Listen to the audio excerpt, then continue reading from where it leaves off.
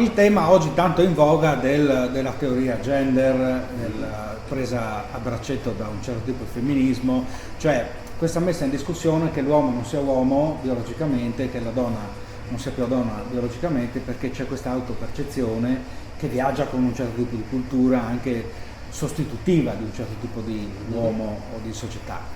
Insomma, in quanto scienziato, Pier Giorgio, ti chiedo, insomma, uomo e donna sono dei dati oggettivi, biologici, oppure, cioè, perché è un tema, come ripeto, Ma l'ideologia gender in realtà non ha nulla a che vedere con la scienza, ha a che vedere con la sociologia, sì. con la sociologia femminista americana, quindi sono tre caratterizzazioni molto Distinguiamo precise. bene Già la sociologia con la scienza insomma, ha poco a che fare. Il femminismo americano poi è una cosa molto diversa dal femminismo europeo. Se noi pensiamo a come è nato il femminismo americano, Betty Friedan per esempio negli anni 60, a confronto col femminismo europeo che per esempio si poteva ispirare al secondo sesso di Simone de Beauvoir, c'è una differenza essenziale, cioè in America più che esserci un'idea di parità di generi tra l'uomo e la donna agli inizi, no? E quindi rivendicazioni di parità, c'era anche, e lo si vede chiaramente anche oggi nelle reazioni, c'è quasi un odio verso la parte maschile della società, diventa una lotta invece che di classe, come c'era nell'Ottocento, una lotta di generi, no? Mentre invece il femminismo europeo era una cosa molto diversa. La Simone de Beauvoir per esempio sosteneva che le donne non dovrebbero avere come obiettivo quello di avere gli stessi diritti e comportarsi esattamente, essere accettate esattamente nello stesso modo nella società degli uomini, bensì di proporre un modo alternativo di vita, cioè il modo femminile rispetto a quello maschile, il modo maschile che sarebbe quello della corsa alla carriera, del mostrare i muscoli, del combattimento contro l'altro, eccetera, è un modo femminile che deriva da delle differenze, no? Certo. Ovviamente biologiche che ci sono.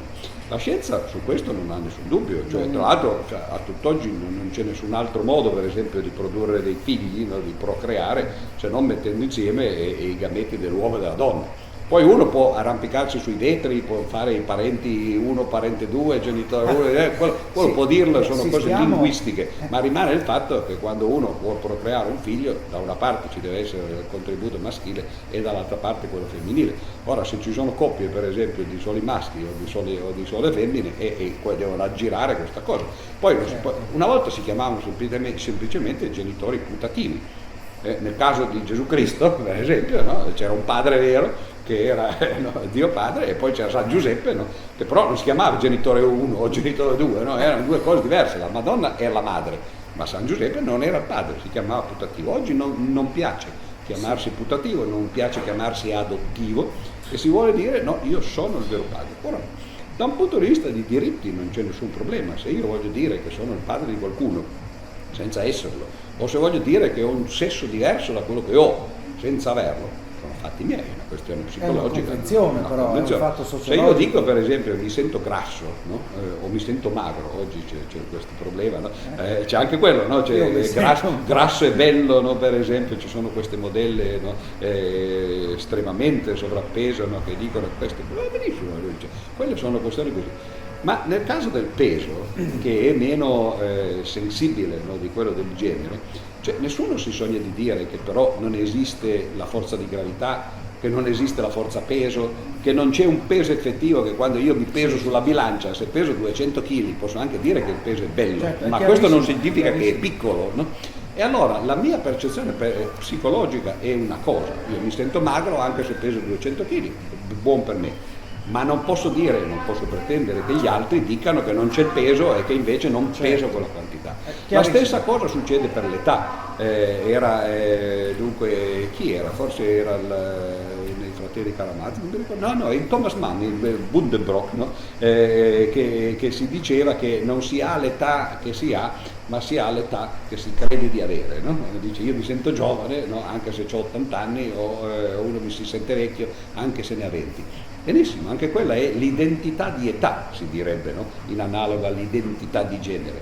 Ma di nuovo questo non significa che non esista il tempo, che non ci siano metodi per misurare il tempo con gli orologi, che uno che abbia 80 anni anche se sente di averne 20 e viceversa. Sì, è chiarissimo. E nel caso del genere è uguale, ma chissà per quale motivo si decide che il genere deve essere trattato in maniera diversa, quindi se io sono uomo o donna mi sento qualche cos'altro, alla fine quella è la mia percezione e significa che non esistono i generi.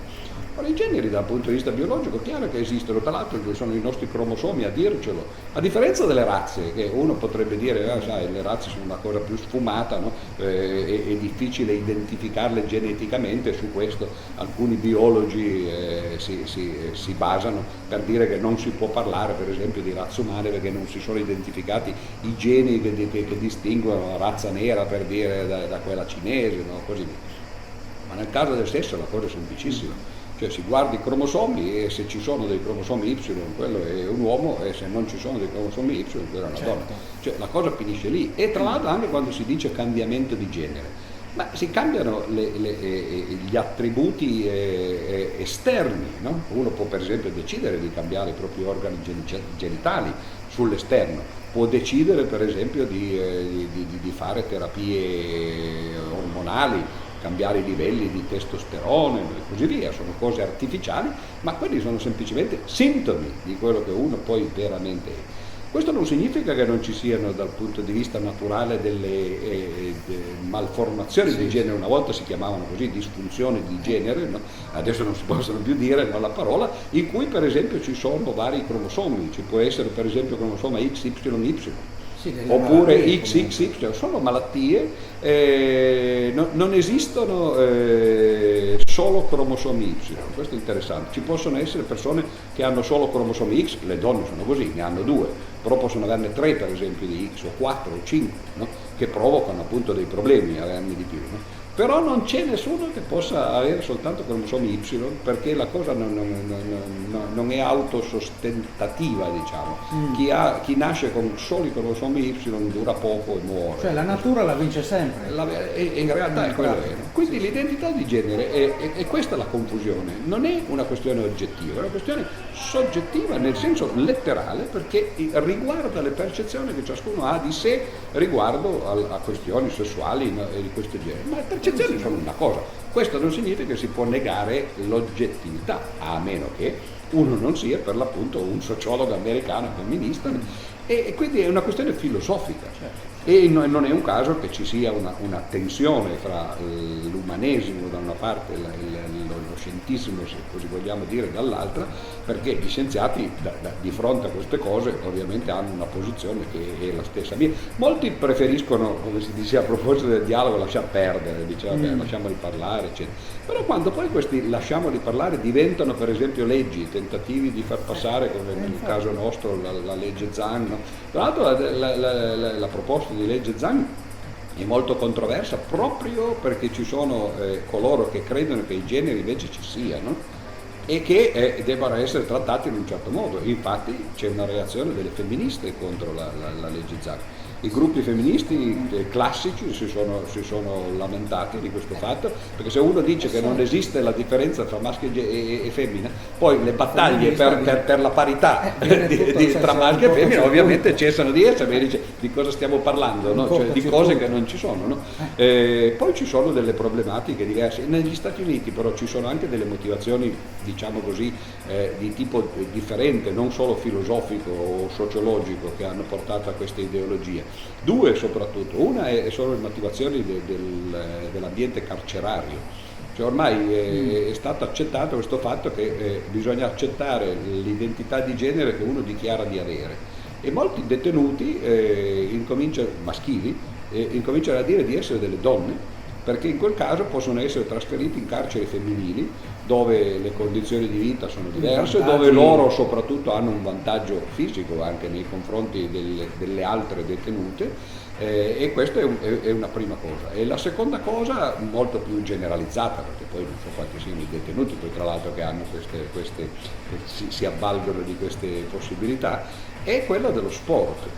Perché ormai lo sport è diventato una cosa estremamente legata ai denari, sono tutti gli atleti dilettanti, non esistono più, sono tutti professionisti, E se uno prende per esempio un mediocre atleta maschio, che quindi guadagna poco perché non va alle Olimpiadi, eccetera, dichiara di essere donna, diventa una campionessa femminile e infatti c'è una reazione tremenda da parte delle atlete femminili, in molti, sì, che poi permettono a questi uomini di vincere le gare. Ti chiederei, siccome abbiamo toccato di striscio un certo tipo di scienziati, filosofi, scrittori che hanno delle responsabilità, quindi, Certo.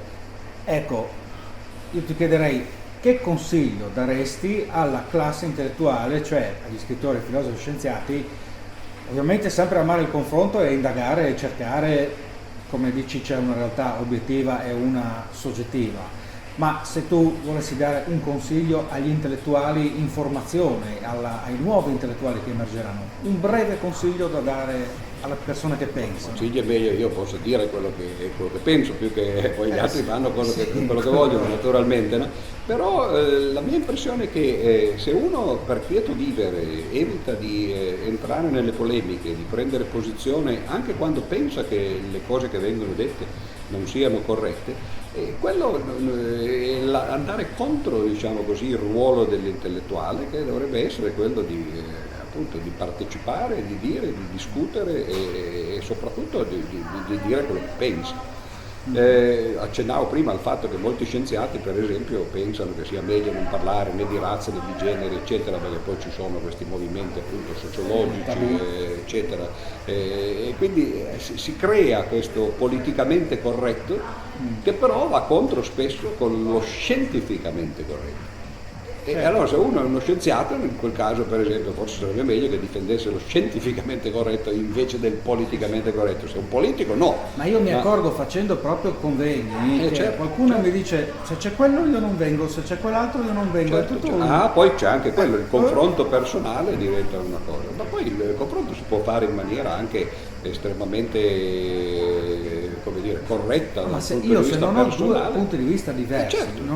neanche è bello. Poi bisogna anche pensare che uno difficilmente ha sempre ragione, quindi stando a sentire gli altri probabilmente si cambiano anche le proprie opinioni, le si adattano.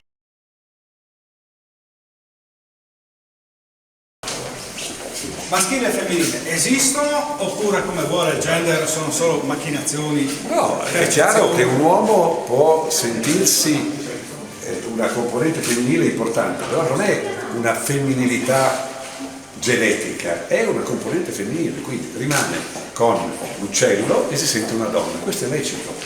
Ora non dobbiamo obbligarlo a essere un uomo, però non è una questione che riguarda la prevalenza delle persone con la loro natura maschio e femmina, riguarda una parte di persone che hanno una crisi di identità perché sentono di essere più dell'altro sesso che del proprio. Questo è perfettamente legittimo, non è che deve diventare una legge. Se uno dice, uno mi alza la mattina e dice sono Franz, sono una donna, piacere, prendo atto che sei una donna, ma non mi sorprende. Quindi sono tutti falsi problemi legati alla moda, legati al fatto che l'omosessualità fa tendenza.